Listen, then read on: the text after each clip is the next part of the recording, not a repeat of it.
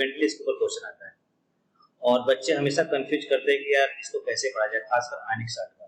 आज हम लोग टॉपिक पढ़ेंगे सॉल्युबिलिटी।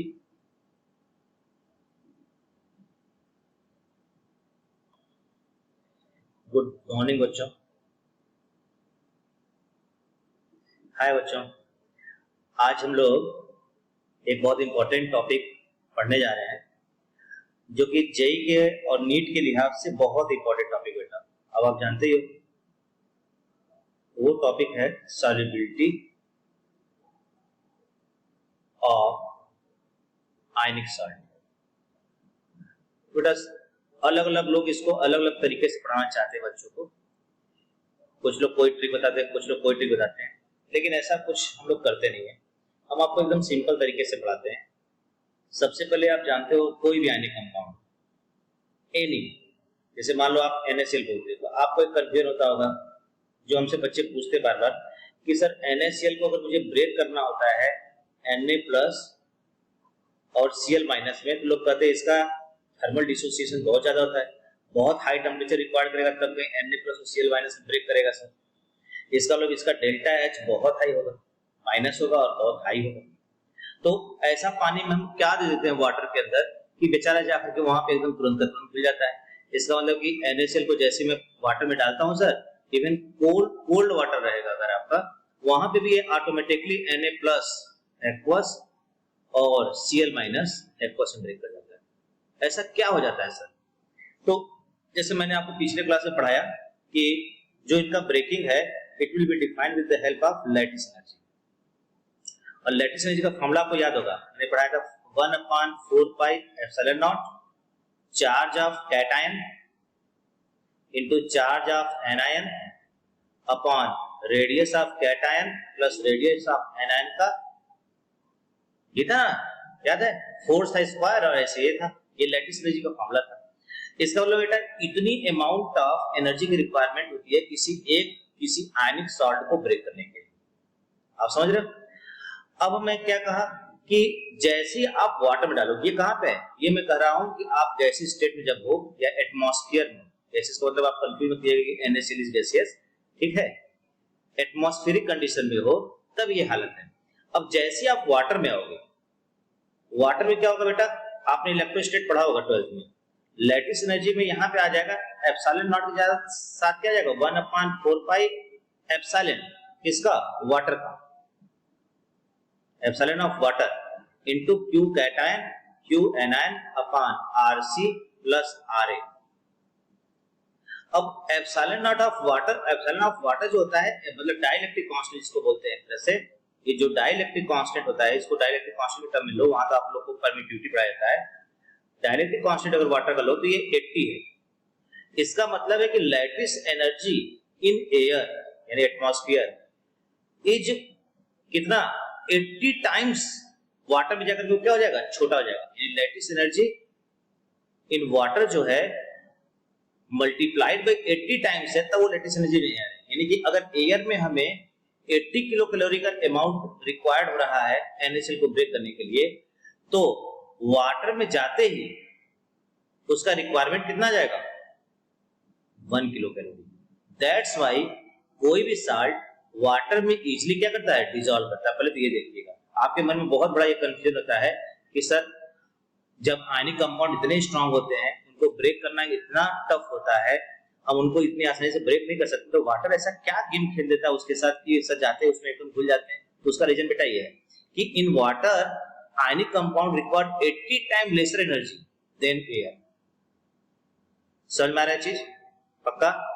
आगे चला जाए, चलिए तो हम आगे देखते हैं। ये तो आपने पहले देखा कि why salt are easily dissolve in water in compare to air. दूसरा होता है अब वाटर में जब जाओगे बेटा तो होगा क्या, मैंने आपको बताया था, देखो हल्का सी चीजें बताई थी मैंने। मान लो आपने H2O ऐसे बनाया,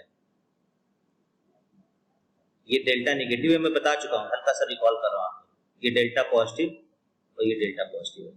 अब इसके अंदर मान लो आपने NaCl डाला बेटा, एग्जांपल NaCl का ले रहा हूं, फिर हम लोग एक नॉर्मल सॉल्ट की पढ़ाई करेंगे।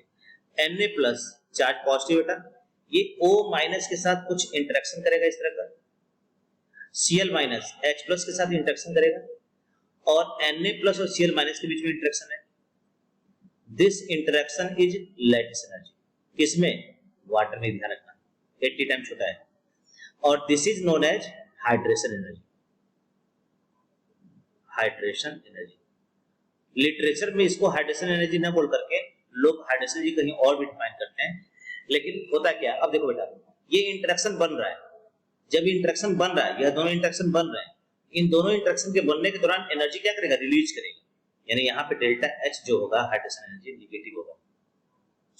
कभी भी किसी दो एटम, दो मॉलिक्यूल, दो आयन या डाइपोल और आयन किसी के बीच में भी अगर बेटा एक नया इंटरेक्शन बनना शुरू होगा तो हम ये मान लेते हैं कि इसका मतलब है कि वहां पे एनर्जी रिलीज कर रहा होगा। और यहाँ पे मैं इस इंटरेक्शन को अगर ब्रेक करूंगा एनर्जी रिक्वायर्ड करेगा।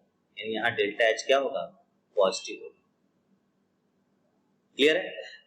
अब अगर मैं लैटिस एनर्जी की बात करूं तो लैटिस एनर्जी का फॉर्मूला क्या बोल रहे हो बेटा? मैं कांस्टेंट को अगर हटा देता हूं तो लैटिस एनर्जी बराबर क्या होगा? कांस्टेंट को K लिख देता हूं, K into charge of cation, charge of anion upon radius of cation plus radius of anion.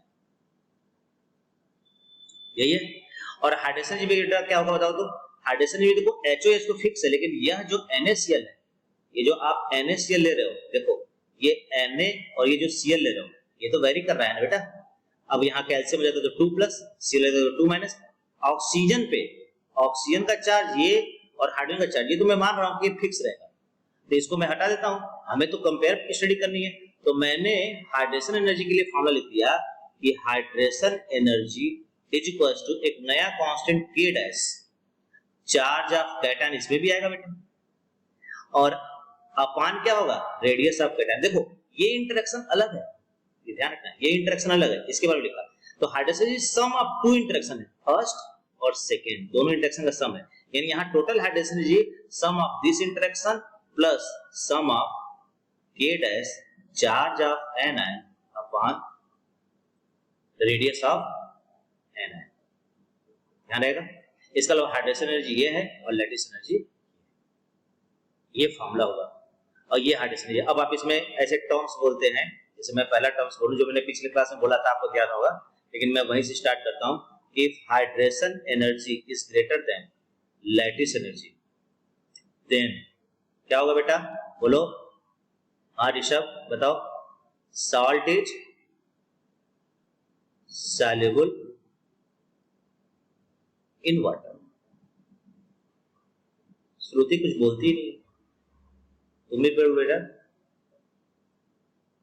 हाँ, हाइड्रेशन एनर्जी का लैटिस एनर्जी से कम होगा तो क्या होगा बेटा? आलोक आप बोलिए। हाँ, देन सॉल्ट इज क्या होगा? Insoluble in water. ये बहुत इंपॉर्टेंट टॉपिक है बेटा, ये ध्यान रखिएगा। इससे जेई में क्वेश्चन आता है और बच्चे कंफ्यूज करते हैं, और हर टीचर अलग तरीके से पढ़ाता है। मैं आपको जेन्युइन जो हो रहा है वही बता रहा हूँ, मैं ट्रिक नहीं बताना चाहता हूँ। ट्रिक तब बताऊंगा जब बहुत हार्ड हो। और अगर बेटा हाइड्रेशन एनर्जी लैटिस एनर्जी के लमसम हो, दोनों आसपास बराबर हो, तो क्या होगा? Then salt is less soluble in water and solubility, ना मन से देख लो जो कि कल पढ़ाया था मैंने। solubility increases on increasing composition। तो यहां मैंने ये बताया कि जब कोई सॉल्ट को वाटर में डालते हो तो पहला काम आप देखते हो, दो तरह का इंटरेक्शन होता है जिसको बोलते हैं इंटरेक्शन विद वाटर, इसको बोलते हैं हाइड्रेशन एनर्जी। उसके बाद इनके बीच में इंटरेक्शन लैटिस एनर्जी। अब ये एनर्जी निकल रहा है और ये एनर्जी लग रहा है, एक्सो इंडो। तो जितना अमाउंट ऑफ एनर्जी निकल रहा है अगर ये ज्यादा होगा तो इसको ब्रेक कर देगा, अब ब्रेक करके इसको सॉल्युबल बना देगा। तो कहे हाइड्रेशन एनर्जी अगर लैटिस एनर्जी से ज्यादा होगा sir, then salt is soluble in water. और अगर कहीं ऐसा हुआ कि हाइड्रेशन एनर्जी जो निकला वो यहाँ पे लगा नहीं, इसको ब्रेक करने में पॉसिबल नहीं कि हाइड्रेशन एनर्जी इसको ब्रेक कर सके, तो ऐसे समय में क्या होगा? Then salt is insoluble in water. और अगर दोनों बराबर लमसम हो गए तो स्मॉल सॉल्युबल होगा, ज्यादा तोड़ पाएगा। अब थोड़ा सा अगर इसको सपोर्ट में आप अपना हैंड दे दोगे और हीट कर दोगे तो ये इसके साथ मिलकर के इसको तुरंत ब्रेक कर देगा, सॉल्युबिलिटी को बढ़ा देगा। अब एक बात का ध्यान रखना बेटा, बहुत इंपॉर्टेंट चीज बता रहा हूं, ध्यान रखिएगा। ये तो हो गया आपका। अब देखिए एक चीज क्या है कि हाइड्रेशन एनर्जी का जो डिफिनेशन बोलते हैं, जो मैंने आपको बताया था, हाइड्रेशन का डिफिनेशन में तो बोलते हैं कि when any salt 1 mole of salt dissolve in water the amount of energy release. और फिर आप बोलेंगे कि सर आज तो आपने हाइड्रेशन बता दिया कि जो इंटरेक्शन के दौरान एनर्जी निकलेगा। तो एक्चुअल में क्या है कि हाइड्रेशन एनर्जी जो होता है इस बात पे डिपेंड कर देता है कि वो जो इंटरेक्शन है वो कितने समय के लिए, कितने समय के लिए वो सस्टेन कर रहा है, इस बात पे डिपेंड करता है बेटा कि कितने समय तक वो सस्टेन कर रहा है। अगर मान लो कि आपका बोल दिया आपने, जैसे मैंने कल आपको जो बोला था, मैंने कहा था कि hydration energy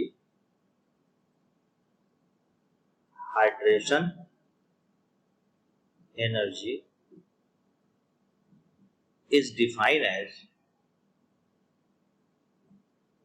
as the amount of energy released when 1 mole of salt dissolve in water। Definition ये होता है बेटा। अब होता क्या है, मैंने कहा कि बेटा ये हाइड्रेशन एनर्जी का अमाउंट है, ये तो यहां से रिलीज कर रहा है, तो मान लो यहां से ये हाइड्रेशन एनर्जी जो रिलीज किया, जो मैंने बताया, वो मान लो 200 किलो जूल निकला, और लैटिस एनर्जी की रिक्वायरमेंट जो थी, लैटिस एनर्जी की रिक्वायरमेंट आ गई आपकी करीब करीब मान लो 50 जूल थी। लैटिस एनर्जी यहाँ पे वाटर के अंदर 50 जूल, तो इसका मतलब 200 जूल ज्यादा है 50 से, तो निकलेगा तो नेट यहाँ में क्या दिखाई देगा, यहाँ में दिखाई देगा 150 joule, 150 kilo joule.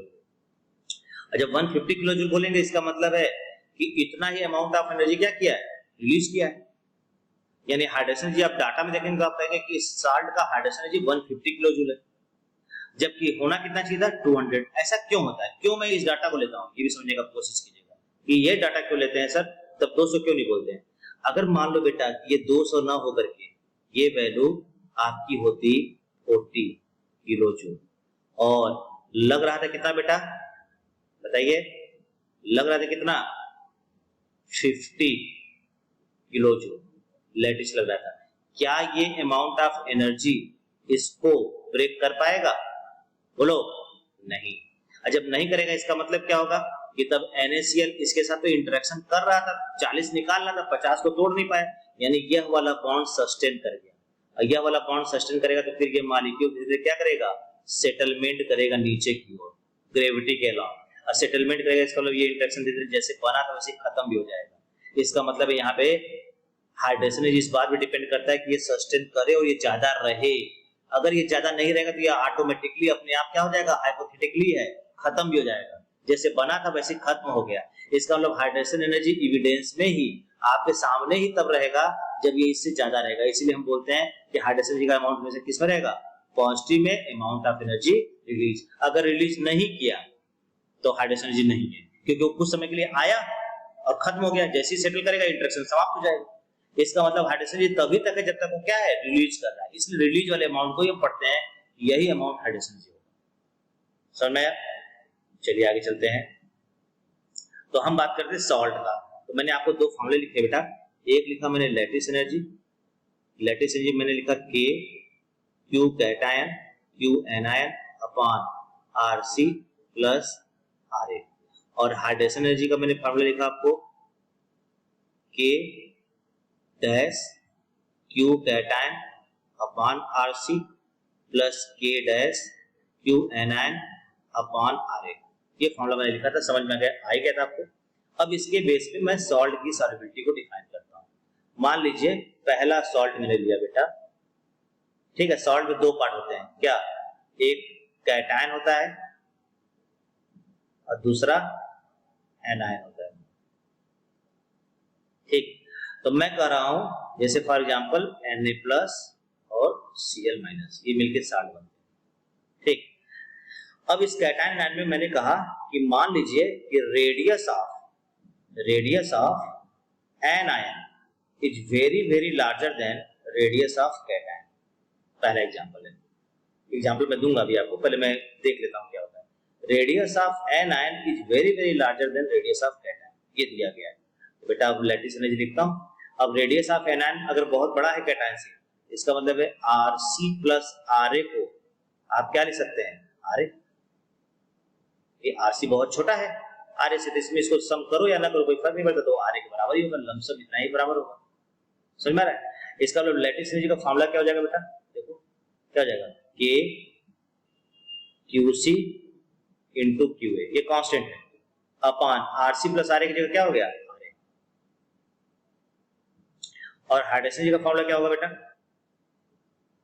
K dash QC upon, अब अकेला अगर Rc तो इसको कंपेयर नहीं कर सकते हो, इसको तो सेम रखना पड़ेगा, plus K dash QA upon Ra, ये होगा।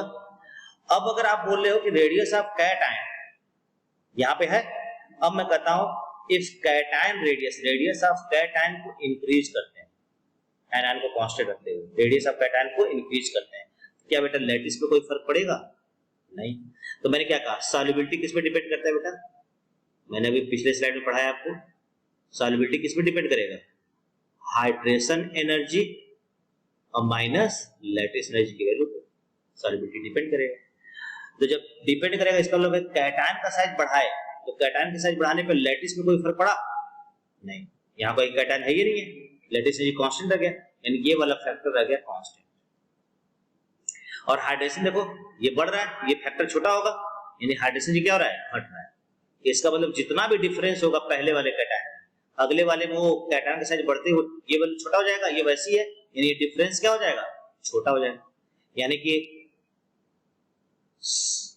डिफरेंस ऑफ, ऐसे लिख देता हूं पहली बार मैं आपको, difference of hydration energy minus lattice energy तब क्या हो जाएगा, घट जाएगा।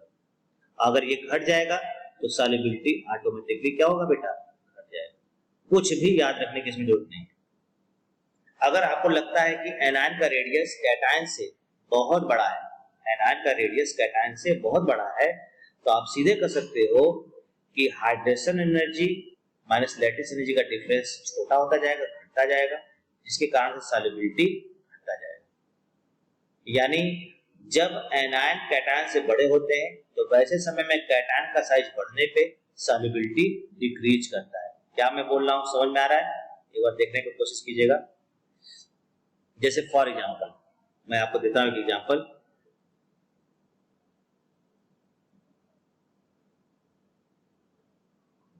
देखिए जैसे आपने लिखा Li2CO3 Na2CO3 K2CO3 Rb2CO3 और CO3 है,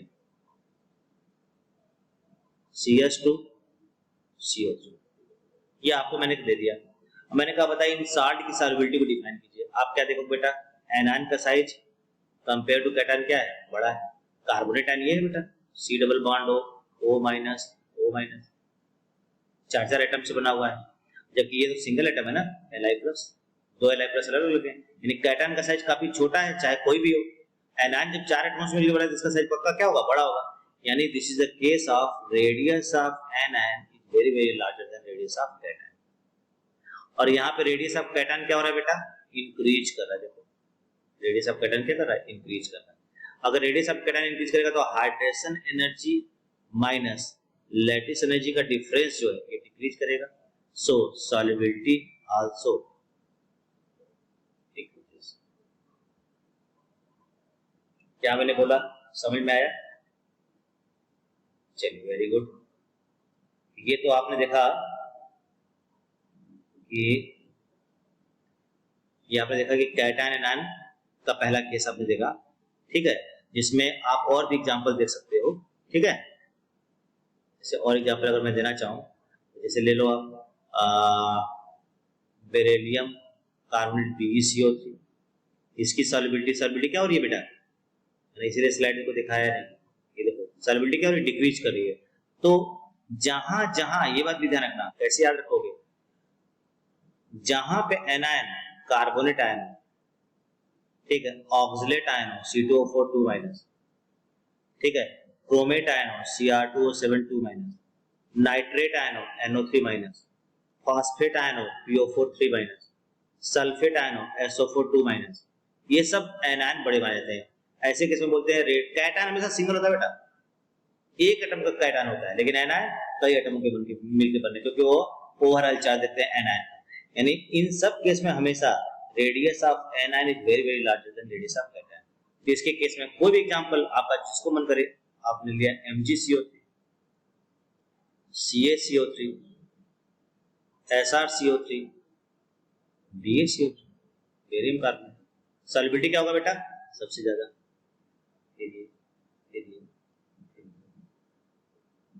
समझ में आ रहा है। कोई भी एग्जांपल ले लो, आप यहाँ पे ले लो, जैसे कि आपको मन कर रहा है क्रोमेट बनाते हैं, तो आपने लिखा sir BCrO4 Cr2O7, sorry BCrO4 भी ले सकते थे, ऐसे कोई दिक्कत नहीं है। चलो Cr4 ही लेते हैं, लोगों को लग रहा है Cr4 में कंफ्यूजन है क्या, BCrO4 2- होता है, इसकी सॉल्युबिलिटी ज्यादा होगी MgCrO4 से, इसकी ज्यादा होगी CaCrO4 से, इसकी ज्यादा होगी SrCrO4 से, इसकी ज्यादा होगी BaCrO4 से। इसका मतलब जो आपको मन करेगा वो लीजिए ना, कोई दिक्कत नहीं है। जैसे आपने ले लिया ऐसा करो कि एल्कली मेटल का ले लो, जैसे आप ले लो Na3PO4, ठीक है, आएगा K3PO4, Rb3PO4 और CS3PO4। ये सब आपके ट्रेंड हैं सॉल्युबिलिटी के। क्लियर है, कोई दिक्कत नहीं है। चलिए अच्छा आगे चलते हैं।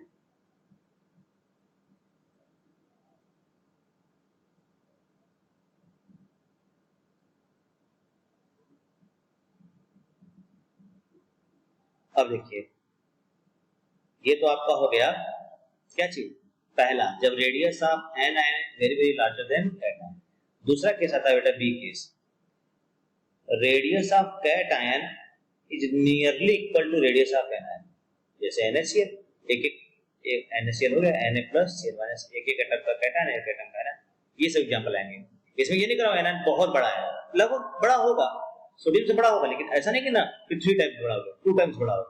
ये 2000 पिकोमीटर का है इसका रेडियस, ये 100 पिकोमीटर का, ऐसा नहीं होगा। एक एटम का भी है, एक एटम का ये भी है, तो एटम के रेडियस क्या होंगे, आयनिक फॉर्म में भी आने पे लमसम आगे पीछे ही आस-पास होंगे, छोटे बड़े होंगे लेकिन इतना अंतर नहीं होगा, तो मतलब नियरली इक्वल। तो अब क्या होगा बेटा, आप देखो, आपने बोला लैटिस एनर्जी सर बराबर क्या होता है, आपने बोला सर के charge of cation charge of anion upon radius of cation plus radius of anion. मैंने कहा वेरी गुड बेटा। मैंने कहा अगर दोनों बराबर हैं लमसम तो आप क्या लिख सकते हो, के radius of cation radius of anion upon 2 radius of cation, या इसको लिख सकते के radius charge of cation charge of anion upon 2 radius of anion, दोनों लिख सकते हैं, दोनों फॉर्मूले। और हाइड्रोजन का फॉर्मूला क्या होगा बेटा, देखो क्या होगा, K dash charge of cation upon radius of cation plus K dash charge of cation upon radius of anion. अब अगर यहाँ पे charge of anion upon radius of anion, अब चार्ज तो मैं ले लेता हूँ क्या, चार्ज अगर सेम है, चार्ज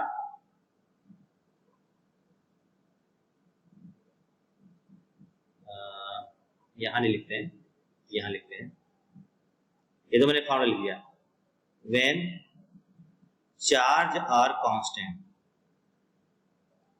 चार्ज हमारा कांस्टेंट हो गया, तब लेटिस एनर्जी का फॉर्मूला क्या हो जाएगा बेटा, के इन के हो गया, चार्ज मैंने मल्टीप्लाई किया, ये हो गया मान लो K1 अपॉन क्या होगा, twice of radius of cation या K1 upon twice of radius of anion, जिसमें हमको देखना होगा। और देखो हाइड्रोजन एनर्जी क्या हो जाएगा, देखो आराम से ना, तो K डैश इंटू Q है, तो इसको मैं मान ले रहा हूं K2, तो K2 upon RC, plus K2 upon RA। अब चूंकि RC की जगह RA लिख सकते हैं या RA की जगह RC, तो अगर यहाँ RC आपने लिखा तो ये क्या हो जाएगा, ये जाएगा 2 K2 अपॉन RC या 2 K2 अपॉन RA, दोनों में कुछ भी हो सकता है। ये हो गया लैटिस और ये हो गया हाइड्रेशन। अब देखो बेटा, अगर मैं रेडियस ऑफ कैटायन को बढ़ाऊं, कैटायन के रेडियस को बढ़ा दिया, मान लो ये फॉर्मूला, तो बताओ कैटायन का अगर रेडियस में डबल करता हूं तो लैटिस एनर्जी कितना टाइम घटेगा, 4 टाइम। रेडियस ऑफ कैटायन को अगर आपने, देखिए आराम से देखिएगा, रेडियस ऑफ कैटायन को अगर आपने 2 टाइम बढ़ाया तो 2 into 2, इसका मतलब लैटिस एनर्जी कितना हो जाएगा, 4 टाइम्स। तो 4 टाइम हो गया, तो आपने कहा है हाइड्रेशन एनर्जी और माइनस लैटिस एनर्जी हमें देखना है सर, आपने यही बोला है, किसी का डिफरेंस देखना है। तो आपने कहा सर कि रेडियस ऑफ कैटायन को डबल करने पे लैटिस एनर्जी 4 टाइम बढ़ा, 4 टाइम इंक्रीज किया, ठीक। और दूसरे वाले में हम यहां रेडियस ऑफ कैटायन को डबल करोगे तो 2 से 2 कट जाएगा, यानी उसका कोई फर्क नहीं पड़ेगा, यानी हाइड्रेशन एनर्जी वहीं पे रह गया। अगर 2 टाइम करो, 4 टाइम करोगे तो ये भी घटेगा हाइड्रेशन भी, यानी हाइड्रेशन का डिक्रीज कम हो रहा है।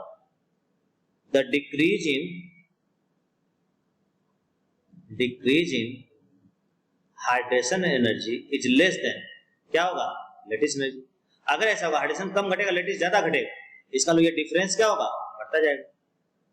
यानी रेडियस ऑफ कैटायन के बढ़ाने पे डिफरेंस क्या होगा, डिफरेंस बढ़ेगा, और डिफरेंस बढ़ेगा इसका मतलब सॉल्युबिलिटी बढ़ेगी, सॉल्युबिलिटी। चीजें समझ में आई। और यही चीज बेटा रेडियस ऑफ एनायन पे भी आएगा। अगर रेडियस ऑफ एनायन को ही बढ़ाओगे तो डिफरेंस क्या होगा, दोनों केस में वही होगा, डिफरेंस बढ़ेगा, सॉल्युबिलिटी इंक्रीज करेगी। यानी कैटायन या एनायन के रेडियस के बढ़ाने पे सॉल्युबिलिटी इंक्रीज करती है। कहीं कोई दिक्कत कर लोगे, समझ में आया, शाबाश। ये तो अभी हमने देखा, अब हम लोग इसका क्या करेंगे, अब हम लोग इसका एग्जाम्पल देखना शुरू करेंगे कि इसमें कौन सा एग्जाम्पल आएगा सर, कहाँ कहाँ का एग्जाम्पल आएगा।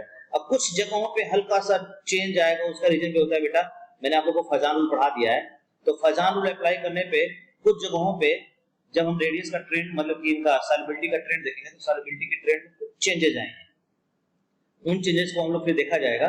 लेकिन फिलहाल हम इतना जानते हैं कि नॉर्मली ये नॉर्मल साइंटिफिक रूल्स हैं, इस साइंटिफिक रूल पे चलना कोई ट्रिक नहीं है, आप अप्लाई करो और जहां पे वहां पे भी आएगा वहां रीजन होगा। इनऑर्गेनिक केमिस्ट्री में बेटा कहीं पे भी याद नहीं करना है और ट्रिक का भी कम इस्तेमाल करना है। बेसिकली हम लोग को ध्यान देना है किस पे, कॉन्सेप्ट्स पे। अगर आपको कॉन्सेप्ट पता है तो इनऑर्गेनिक केमिस्ट्री सबसे खूबसूरत सब्जेक्ट है, इसको पढ़ने में बहुत मजा आता है बेटा, ठीक है। तो अब हम आगे चलते हैं और एप्लीकेशन पढ़ते हैं, ठीक है, आगे चलो।